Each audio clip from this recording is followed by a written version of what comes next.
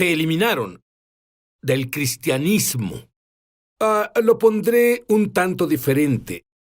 Son fiestas judías, pero no son solo judías, son fiestas bíblicas. Pero Dios dice en Levítico, Él las llama mis fiestas.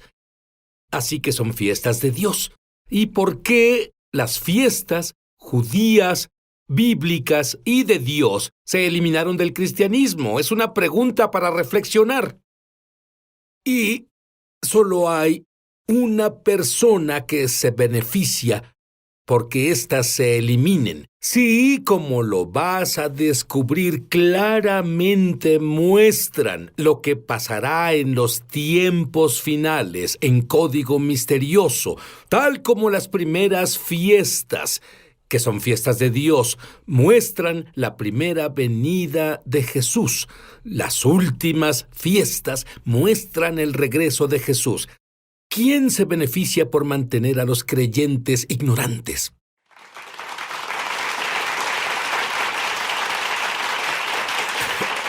Tengo a Perry Stone aquí. Y, Perry, la última vez que lo entrevisté, él trajo a alguien con él, su padre, que ahora está en el cielo. Y su padre operó en los 9 dones del Espíritu. Y le pregunté a Perry la última vez que hablé con él, tu padre tuvo una palabra profética antes de morir. Y tú contestaste. Dijo que el Señor le habló, y esto fue como un mes antes de morir, que en los últimos días, al acercarnos al final del tiempo, los creyentes iban a estar bajo mucho estrés, mucha tentación satánica. Y dijo que algunas de estas tentaciones nunca las han enfrentado, aún para personas devotas. Dijo que algunos serán tentaciones sexuales, hacer cosas que jamás pensaron hacer. Él dijo que solo, y estaba llorando cuando me dijo esto, él dijo, por favor, diles que el Señor dijo que tienen que orar excesivamente en el Espíritu Santo. Tienen que orar en lenguas del Espíritu, y cuando estén bajo la tentación, no traten de luchar solo al reprenderla en su lengua natural. Luchen orando fuertemente en el Espíritu de Dios para que la mente se renueve. Esa fue una de las últimas cosas que compartió conmigo. Yo tengo que decirte, Perry, yo siento que no quiero salir al mundo a menos que haya orado por lo menos 1 hora en lenguas. Y he hecho esto ya por algunos años. Y he animado a todos los demás, pero no conocía esa palabra profética. Muy bien, Perry ha pasado 80,000, escúchenme, 80,000 horas estudiando la palabra de Dios. Perry es uno de los pioneros de lo que se conoce como movimiento de raíces judías. Perry viene de... son 3 generaciones, 4 generaciones de personas en el ministerio. Él tiene algo que tú debes entender. Dime sobre la primera vez que te interesó Israel, incluso las raíces judías, porque si tienes los antecedentes que yo creo que tienes, ni siquiera oíste hablar sobre el Antiguo Testamento. Lo único que oí al crecer fue del Pentecostés, porque eso era la base de nuestro grupo. No sabía nada de la Pascua, no sabía de la... tal vez no sabía de pan sin levadura hasta que tenía 20. Y lo que me provocó fue ir de viaje a Israel, el primer viaje que hice. Y vi cosas de las cuales no tendría tiempo de detallar. La falla de terremotos en el Monte de los Olivos, las gigantes aves que repoblaban sobre el área de Basán. Y me di cuenta que todo eso está en la Biblia, pero no está reportado aquí. Es como si lo supieran ahí, pero no está reportado aquí. Así que comencé a ir a Israel y cuando iba llevaba un fotógrafo que tomaba imágenes y volvía a los Estados Unidos y las mostraba. Lo llamaba Lo Último desde Israel. Y comenzaba a mostrar las imágenes junto con el mensaje que el Señor me había dado. Y se volvió la enseñanza más popular de toda la semana. El más grande grupo de personas atendían, llevaban personas no salvadas. Muchas personas vinieron a conocer al Señor porque descubrieron que lo que está en la Biblia está pasando. Número 1, eso hace la palabra de Dios real, hace a Dios real. Y 2, significa que nos acercamos a los últimos días. Fiestas. ¿Dónde cabe eso? ¿Cuándo se abrieron tus ojos a la importancia de las fiestas en la Biblia? Fue cuando yo comencé a predicar cuando tenía 17.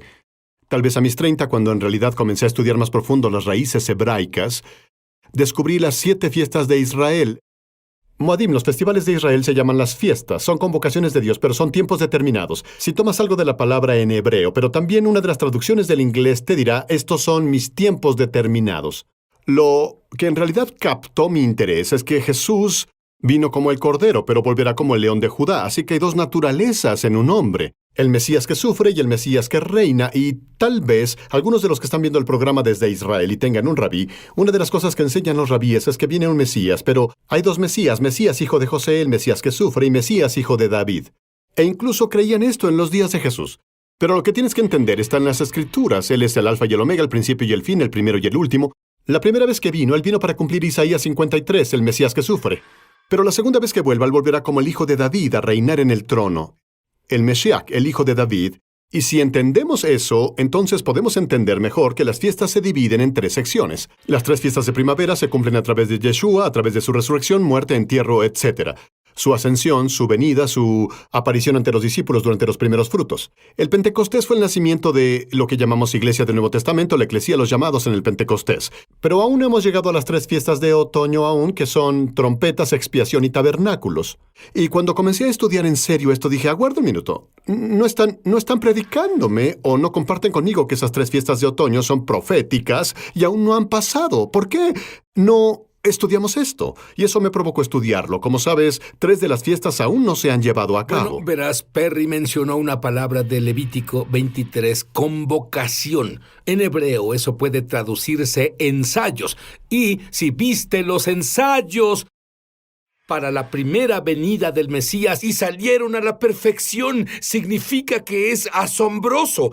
Dios es tan magnífico. ¿Cómo pudo hacer Dios esto? ¿Quieres saber cuál es la última? ¿Qué son estas fiestas de otoño que te mostrará a la perfección todo lo que debes saber sobre el regreso del Mesías? Volveremos.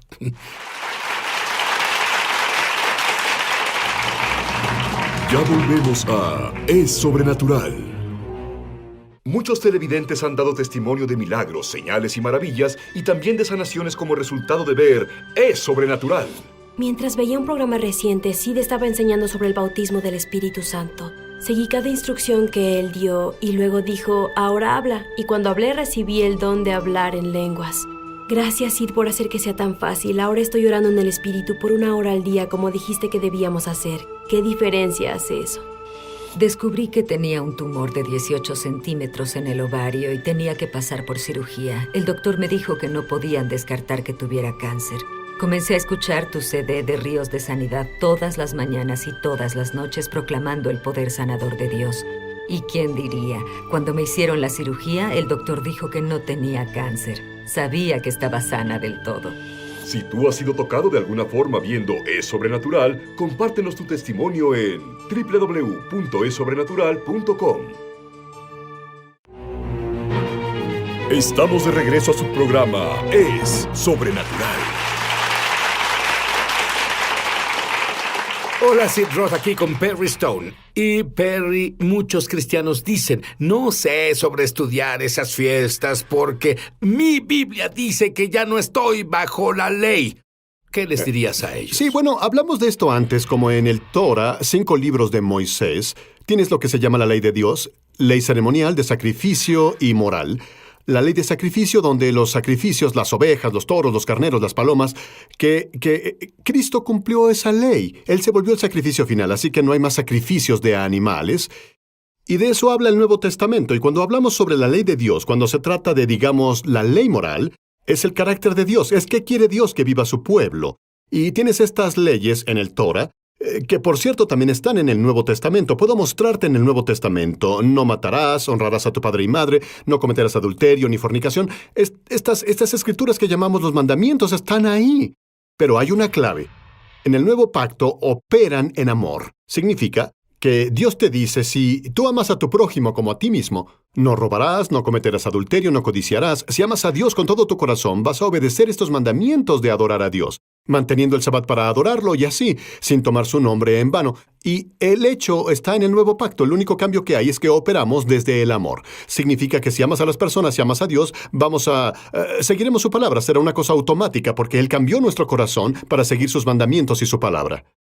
Has encontrado maravillosas perlas en el único libro. Óyeme, la única Biblia que la primera iglesia tenía es lo que llamamos el Antiguo Testamento.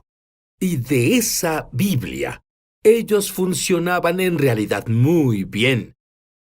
Pero hablamos de las lunas ensangrentadas y esto nos da conocimiento del tiempo de lo que le pasa al planeta Tierra. Bueno, varios años atrás, de hecho fue en los 90, comencé a estudiar el verso, que es muy complicado, en el sentido de cómo lo interpretas. El sol se convertirá en tinieblas y la luna en sangre antes de que venga el gran y terrible día del Señor. En los 60, cuando fue el aterrizaje lunar, una mujer de la iglesia de mi papá dijo, esa es la profecía, se cumple, los rusos irán a la luna, los americanos van a ir a la luna, se van a matar entre ellos y será... No sé si has escuchado esa teoría. Pensé, vamos, ¿cómo se matarán entre ellos? Cuando ondeas una espada tienes que ondearla. Serían tan lentos que el otro podría esquivarla. Si tú lanzas una bomba, por favor, solo seguía pensando, esto no tiene sentido. ¿Y qué hice? Lo estudié desde una perspectiva rabínica. Y en la perspectiva rabínica, el eclipse lunar y eclipse solar, un eclipse solar es cuando la luna se ve naranja o se ve sangre, son señales. Por ejemplo, un eclipse lunar, esto es algo que debes entender, no solo lo estamos inventando.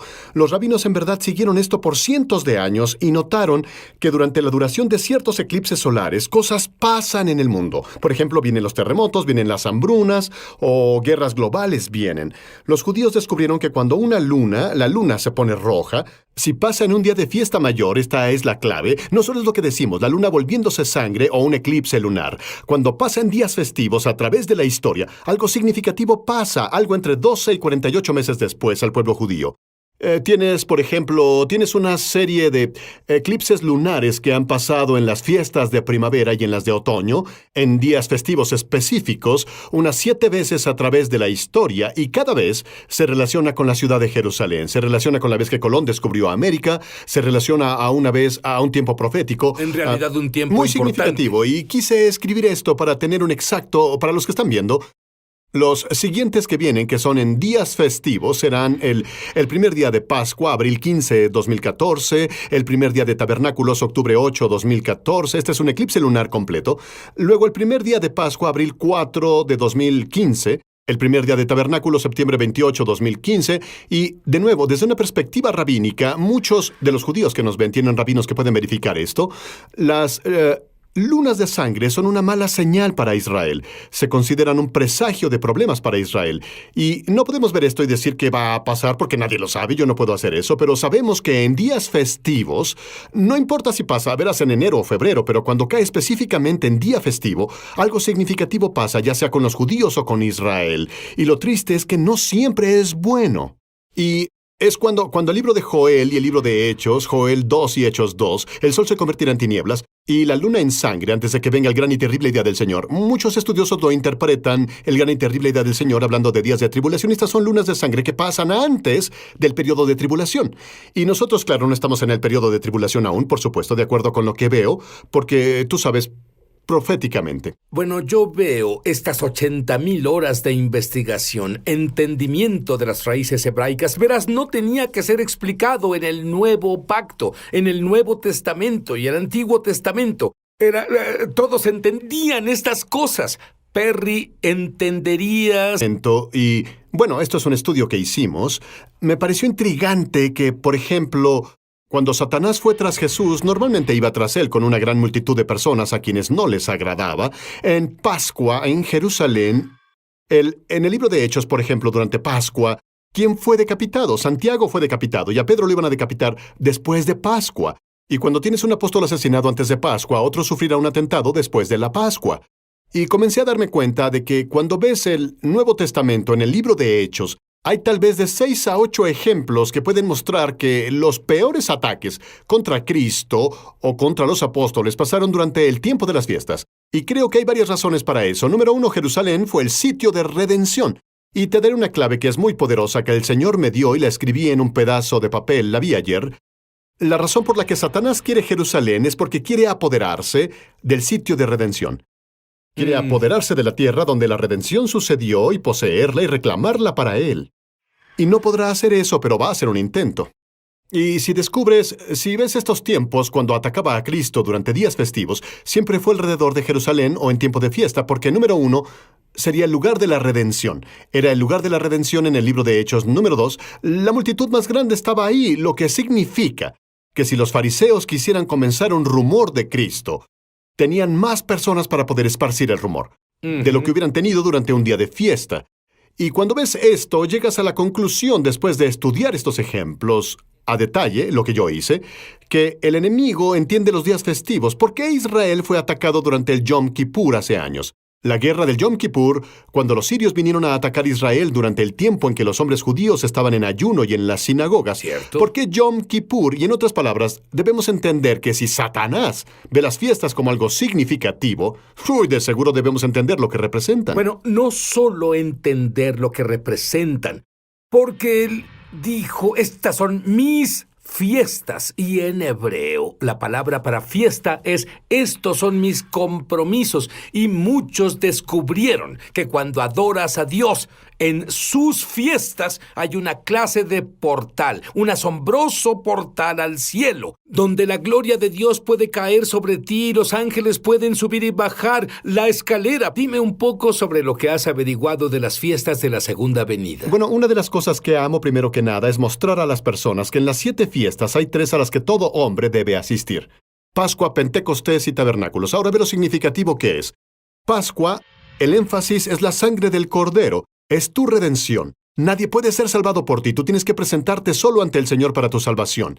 Pentecostés es cuando el Espíritu Santo vino en Hechos capítulo 2, 1, 4, y es el bautizo en el Espíritu Santo. Y cuando eres bautizado en el Espíritu Santo, nadie puede ir de tu parte. Tienes que presentarte tú mismo ante el Señor. El tercero es Tabernáculos, el cual en la primera iglesia fue una imagen de la resurrección de los muertos en Cristo y la resurrección de los muertos y el reino del Mesías. Nadie puede ser resucitado por ti. Tienes que aparecer ante el Señor y ser resucitado tú mismo. Y es interesante que de estos 7, el Señor eligiera número 1, número 4 y número 7. Cada uno representando algo que tienes que hacer personalmente para disfrutar del patrón de la celebración: salvación, bautizo en el Espíritu Santo y el dominio y reinado de Cristo a través del cuerpo resucitado. Y tienes que estar ahí, nadie puede hacerlo por ti, debes aparecer ante el Señor y son tú y Él solos durante esos 3. ¿Qué hay sobre lo que se conoce como el milenio? Dame un poco de información de eso. Bueno, si recuerdas, en el monte de la transfiguración tenías a Cristo, a Moisés y a Elías. Fueron transfigurados ante los discípulos. Pedro estaba emocionado con esto. Esto parece suceder durante la fiesta de tabernáculos porque Pedro dice, construyamos 3 tabernáculos, pero en realidad son 3 enramadas. Y sabemos que tabernáculos es cuando los judíos construyeron una enramada de diferentes hojas y cosas, y ellos vivieron afuera. Y es por lo que Pedro les dijo, construyamos 3 tabernáculos o enramadas. Esa transfiguración es una imagen del reino que vendrá en el futuro. Y en el reino milenario, lo que pasa es esto. ¿Sabes que Tabernáculos es la fiesta en la que los judíos y gentiles se unen? Aún en Israel es una enorme celebración. Celebran juntos, casi como una familia. Y así, este es el patrón. Jesús es crucificado en Pascua, en la tumba el pan sin levadura se ve vivo por sus discípulos en los primeros frutos. Luego la iglesia nace en Pentecostés y seguimos, si puedo decirlo, aún vivimos proféticamente en Pentecostés. Vivimos en la era de la iglesia. Vivimos en la dispensación del Espíritu Santo ahora. Pero nos acercamos a las trompetas. Trompetas es una imagen de la arrebatamiento, la reunión de todos los santos, la resurrección de los muertos en Cristo.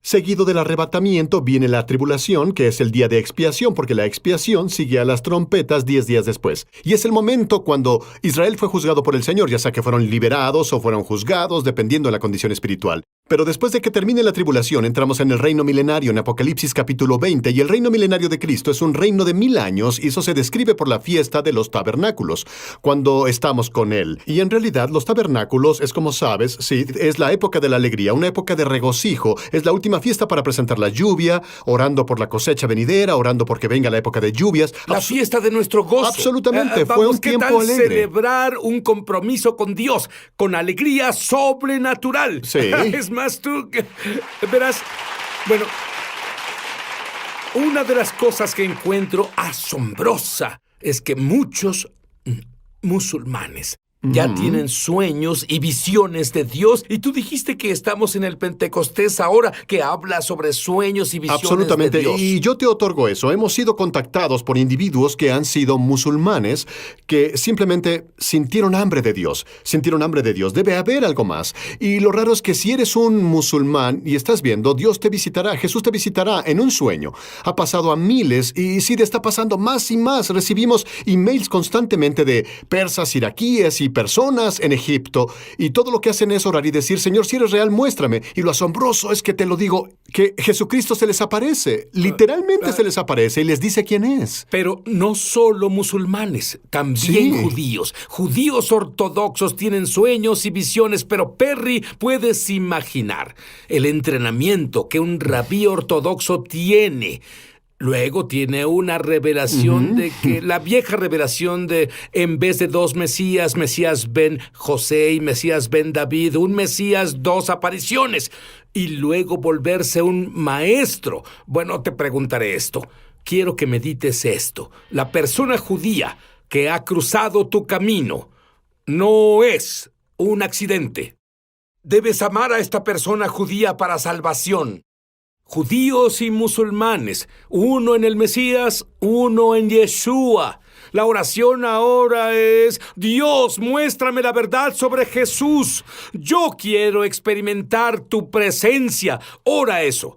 Porque el día que lo busques con todo el corazón, en ese día te prometo, será encontrado. Amén. Ahora mismo, ni siquiera esperes a que salgamos del aire. Ahora mismo, muéstrame la verdad. Si sabes que Dios te dio todo, si tienes todo y no conoces a Dios, no tienes nada. Amén.